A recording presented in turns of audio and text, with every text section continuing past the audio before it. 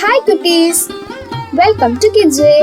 இன்னைக்கு நம்ம பார்க்க போற கதையின் தலைப்பு கோபத்தால் எதையும் சாதிக்க முடியாது. இறையூர் என்ற அழகிய கிராமம்.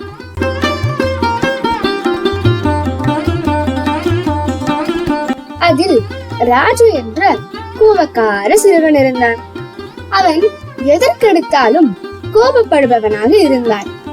அவன் பேசும் வார்த்தைகள் அவன் நண்பர்களையும் உறவினர்களையும் பெரிதும் காயப்படுத்தின.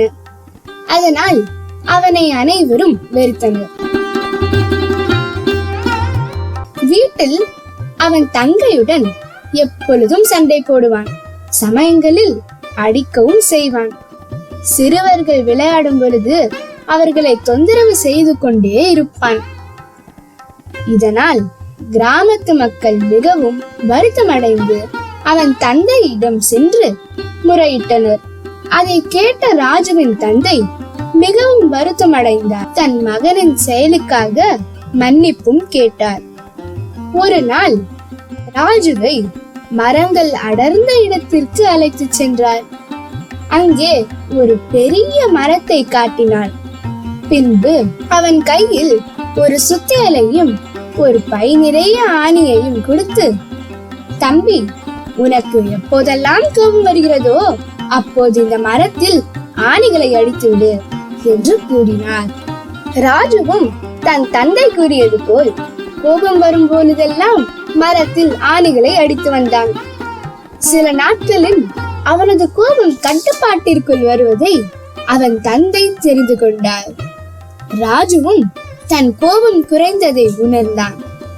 தன் தந்தையிடம் சென்று தனக்கு கோபம் வருவதில்லை என்று கூறினார்.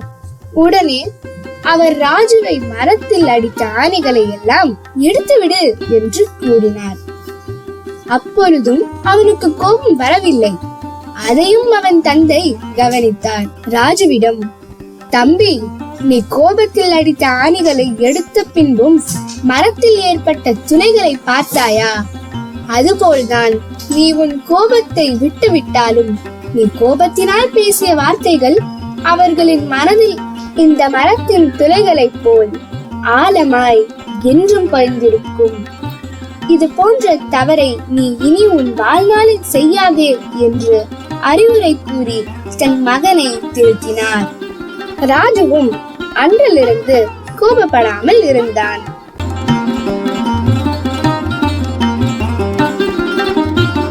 ஹாய் குட்டீஸ், இந்த கதையிலிருந்து கோபத்தினால் எதையும் சாதிக்க முடியாது என்று தெரிந்து கொள்கிறோம்.